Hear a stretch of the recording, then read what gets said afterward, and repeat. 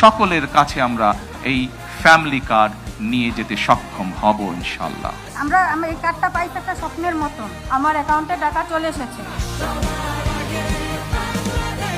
বিএনপির নির্বাচনী প্রতিশ্রুতি অনুযায়ী আজ থেকে ফ্যামিলি কার্ড প্রদান শুরু হলো। এই কার্যক্রমের প্রথম পর্যায়ে দেশের 37,564টি পরিবার ফ্যামিলি কার্ডের আওতায় আসবে।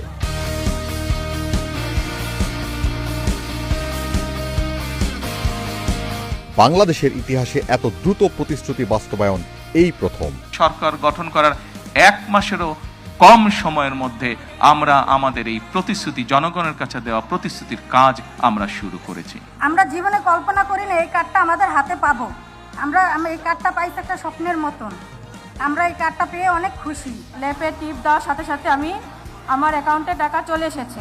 এই উদ্যোগ কেবল সাধারণ মানুষের উপর থেকে আর্থিক চাপ কমাবে না, বরং দেশের সামাজিক সুরক্ষা কাঠামোকে এক নতুন উচ্চতায় নিয়ে যাবে। করব কাজ, গর্ব দেশ, সবার আগে বাংলাদেশ।